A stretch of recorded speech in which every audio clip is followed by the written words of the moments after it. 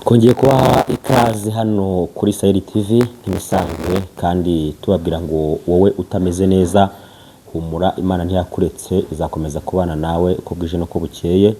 Nubwo ushobora kuruhijwe n'uburwayi, nubwo uri mu bihe bidasanzwe bitakoroheye, Imana ntiyagusize, muri kumwe, humura kandi ukomere. Reka dusuhuze abantu mwese mudukurikira muri mu bice bitandukanye mu mpande enye z'isi. Imana ikomeze kubareba neza kandi Imana ibaha umugisha. Imana irusheho kubana namwe uko bwije n'uko bukeye. Turabasuhuje kandi amahoro y'Imana akomeze abe muri mwe nk'ibisanzwe. Ahangaha wageze ni kuri Sahel TV, tuguhaye ikaze muri iki kiganiro nge nawe mugambi bw'Imana.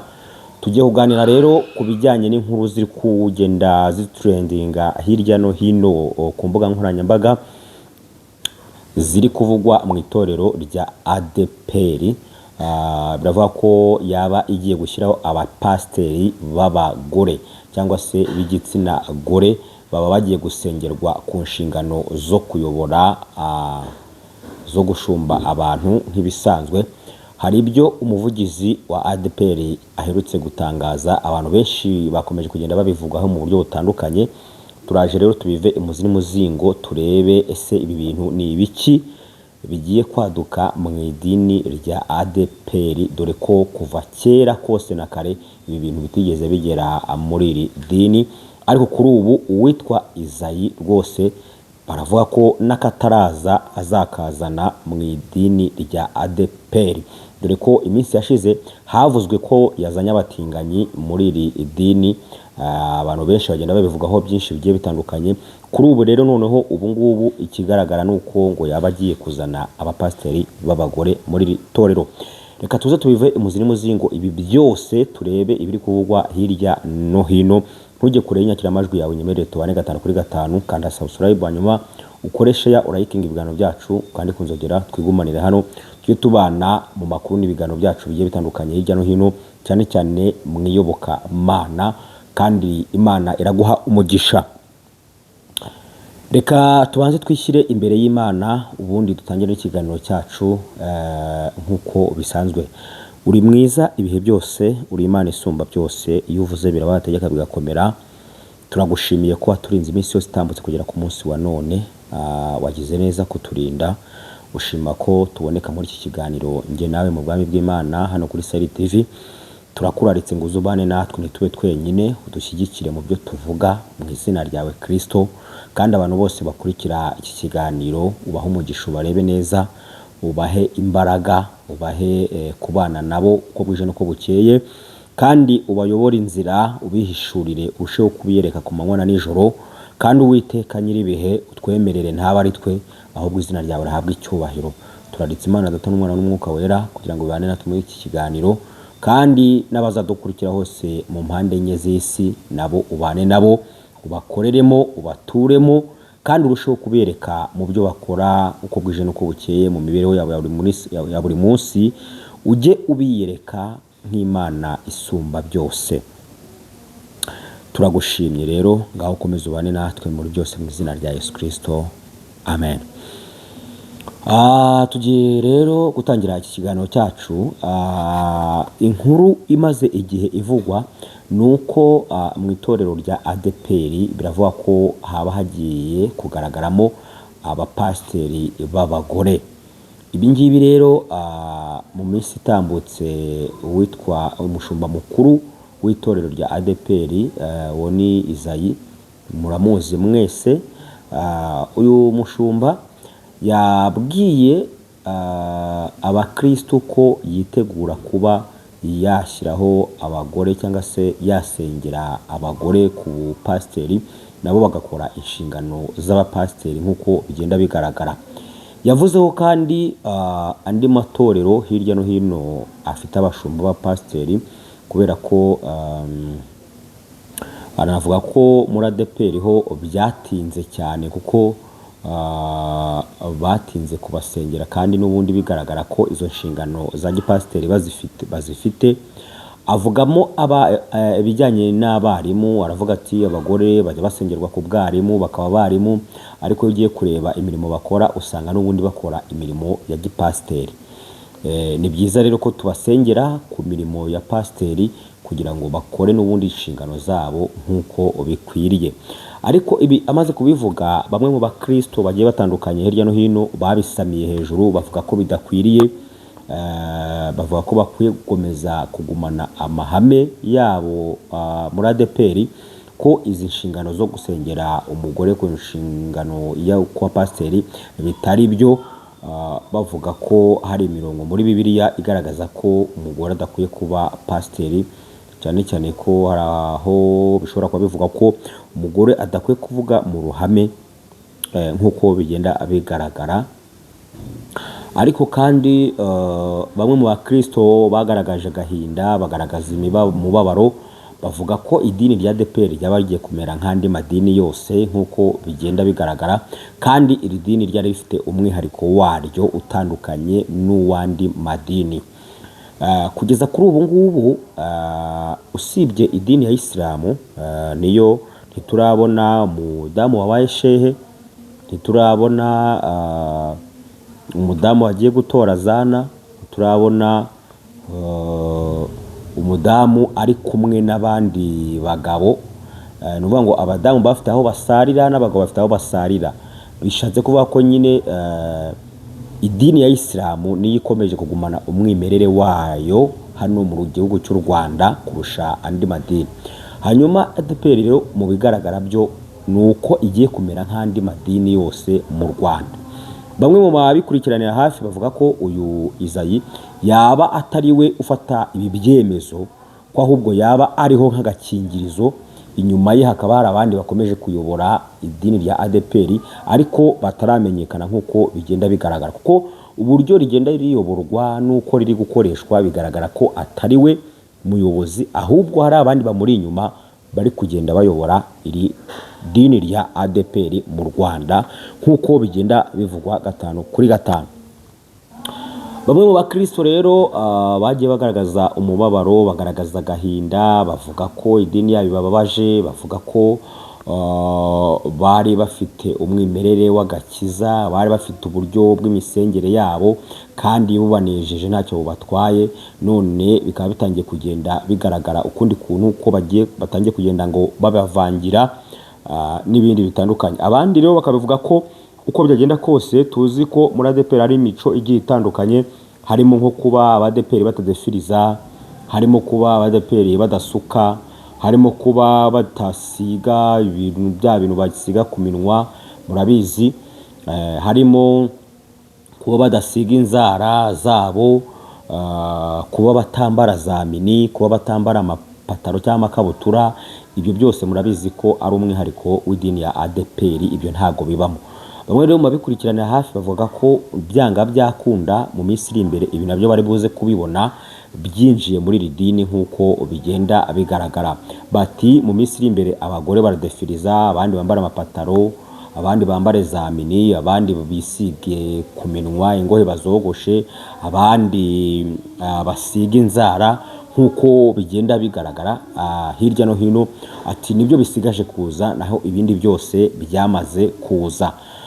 Abandi bati ibi byose biri kugenda biba Imana yari bitubwiye, yari yarabivuze, ivuga ko idini ya ADEPR ryamaze kwinjirirwa, avuga ko rwose byanga byakunda ikizira cyamaze kugera ahera, cyane ko babitangiye kubivuga izi mvugo nyuma yuko hagaragaye idarapo ry'abatinganyi mu idini rya ADEPR, kandi bikaba ko uyu witwa Izayi ari we wazanye aba bantu bari bafite idarapo ry'abatinganyi cyangwa se ibendera ry'abatinganyi mu idini ya ADEPR. Bakanavuga ko rero we yaba yarakuyemo agatubutse kugira ngo aba batinganyi binjire mu itorero nk'uko bigenda bigaragara 5/5. Kuri ubu rero inkuru tugenda tubona nuko nyine ADEPR ngo yaba igiye kumera nk'andi madini yose muri rusange. Wowe urabyumvute, urabibona gute kuba muri ADEPR hagiye gusengerwa abapasiteri b'abagore? Ubyumva gute cyangwa se ubibona gute? Duhuriye muri comment hanyuma utwandikire utubwire uko ubibona nuko ubyumva 5/5. Ariko kandi bamwe bakavuga bati umurimo n'uw'Imana, Imana niyo yatangije umurimo wayo, ni nayo izanawusoza. bakavuga bati abakristo mukomere kandi murusheho gusenga mwegera Imana, kuko uko byagenda kose ibihe biri kugenda bihinduka uko bwije n'uko bukeye. Turabona ibintu bidasanzwe, ariko kandi Yesu we yaravuze ngo ibyo byose nimubona bisohoye cyangwa se bibagezeho, muzararame murebe mu ijuru kandi muzarusheho gusenga. Niyo mpamvu rero umuntu wese, umukristo wese ahava akagera, yarushaho gusenga, yamenya ibihagezemo, yamenya ibihe ahagazemo, akarushaho kwegera Imana no kwinginga Imana mu buryo bukomeye cyane, kuko dusohoye mu minsi mibi, kandi iminsi mibi igoye, bisaba gusenga no kuyoboza Imana inzira kugira ngo mutagwa mu moshya. Ijambo ry'Imana rikavuga ngo musenge ubudasiba kugira ngo mutagwa mu moshya. Kandi ndagira ngo mbabwire ngo murusheho kugwiza imbaraga z'umutima, ariko kandi murusheho kugwiza ijambo ry'Imana muri mwe. Dawidi niwe wavuze amagambo akomeye, aravuga ngo nabikiye ijambo ryawe mu mutima kugira ngo ntagucumuraho. Kubika ijambo ry'Imana mu mutima bituma udacumura ku Mana, bituma ugwiza imbaraga. Kubika ijambo ry'Imana mu mutima bituma aho abandi bari kugwa utahagwa, bituma utayoba inzira, ahubwo ukamenya aho ukwiye kunyura n'aho udakwiye kunyura, umenya ibyo ukwiye kuvuga n'ibyo udakwiye kuvuga. Ugira imibereho yawe itandukanye n'iy'abandi babamo, ugira ibihe bidasanzwe bitandukanye n'iby'abandi. Icyo nicyo bisobanura kubika ijambo ry'Imana mu mutima. Rero abakristo mwese aho muri hirya no hino ku isi, ndagira ngo mbabwire ngo mugwize imbaraga z'umutima, murusheho gusengesha umwuka iteka, murusheho gukunda no gusoma ijambo ry'Imana, murusheho kwegera Imana kuruta imyambaro mwambaye uko ibegereye, murusheho gushaka Imana kuruta uko mwayishatse ibihe bitambutse, kuko ibihe tugezemo biradusaba kwegera no gushaka Imana mu buryo bukomeye cyane, kugira ngo turusheho kuyoborwa n'Imana. Ejo tutazasanga turi kuyoborwa n'ibindi tutazi ibyo ari byo, cyangwa se turi kuyoba inzira twatangiye bitewe n'ibihe tugezemo. Ndashaka kuvuga ko ikibazo igihe kiteye ubwoba, cyangwa se ibihe biteye ubwoba. Ibihe birimo biragenda bihinduka uko bwije n'uko bukeye. Ibyo twibwiraga ko dukwiye kubona si byo turi kubona, ibyo twibwiraga ko dukwiye kumenya si byo turi kumenya, ahubwo turimo turagenda tubona ibitandukanye, tukamenya ibitandukanye n'ibyo twibwiraga, bitewe ko nuko ibihe niko bimeze. Ariko kandi nubwo bimeze bityo, turusheho gusenga, turusheho gushaka Imana, turusheho kwegera Imana, turusheho kwizera Imana. Imana izatugirira neza, kandi Imana izatuyobora inzira, kandi izatugeza mu ijuru amahoro.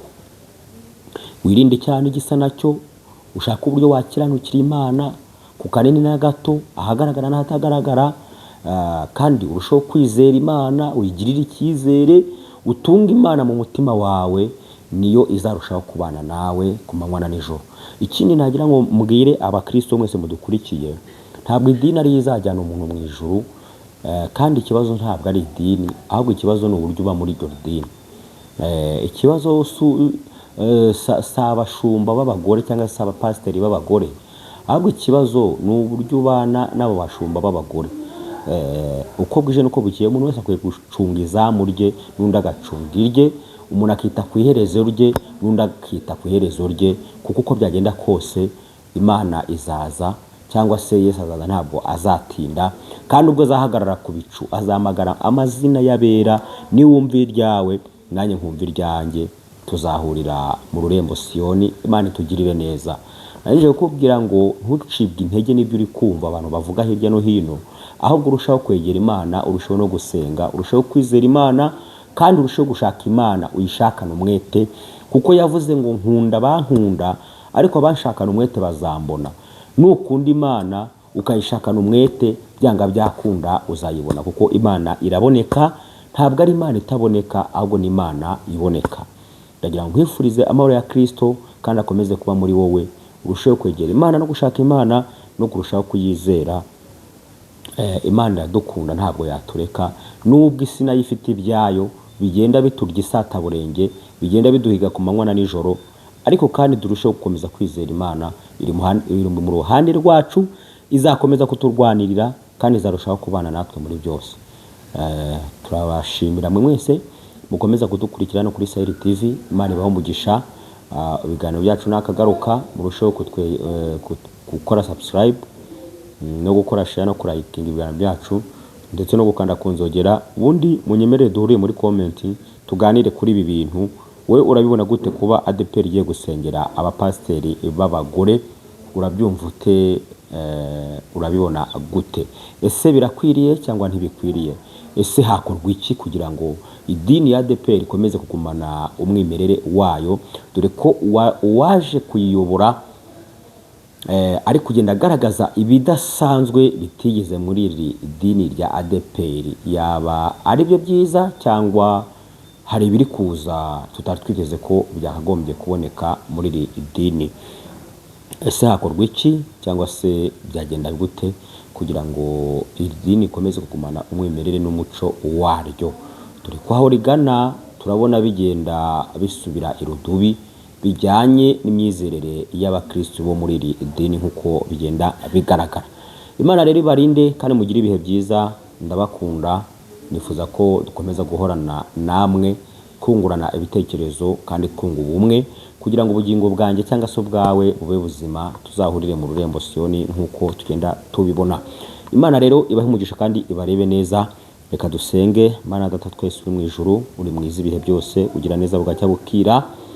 Girira neza abarwayi bari kwa muganga, abaryamye ku mariri yabo, imfubyi n'abapfakazi, wite ku batagira shinge na rugero, abarushye n'abaremerewe. Mwama bafite ibyifuzo by'uburyo bitandukanye hirya no hino, twebwe ntacyo twakora ntacyo twashobora, ahubwo wowe ugende witegereza abo bantu, urebe mu mitima yabo, urebe ibyo bakenye badafite, urebe ibyo bakwifuzaho, urambura ikiganza gikiza kwa muganga no mu ngo zabo. Umuntu wese ukakwifuza bari kumwiyereka, kandi urusheho gutabara ubwoko bwawe no kugirira neza abantu bawe. Turagushimira ko abanye natwe muri iki kiganiro no kuri Sahel TV. Jye nawe mugambi bw'Imana, izina ryawe rihabwe icyubahiro. Turashimira ko abazacyumva bazagikurikiraho baherereye hirya no hino bazabasha kumva baguwe neza. Kandi Uwiteka nyiribihe, ndakwinginze kugira ngo uhembure abantu bawe abasubiye inyuma, ubambike imbaraga, wongere basubire mu murimo wawe, kandi abari bacitse intege ubagarure, ubambike imbaraga. Ugabanye umubare w'abantu barimbuka, wongere babakizwa, kandi utange ububyutse mu gihugu cy'u Rwanda no hanze yacyo. Abantu bawe wongere bagwishemo imvura y'urujojo mu mitima yabo, kugira ngo bahembuke kandi bakomere ku munsi mubi, bakomeze kugukorera amanywa n'ijoro, bakwizere, bakwiringire, bamenye ko ari wowe Mana ishobora byose. Turagushimye rero kuko ukomeje kubana natwe, tukurangije n'ahari imbere. Komeze ubane natwe, tugirire neza kubw'ubuntu n'imbabazi zawe mu izina rya Yesu Kristo, amen. Ndabashimiye cyane, mugire ibihe byiza. Imana ibahe umugisha. Shalom, shalom, shalom.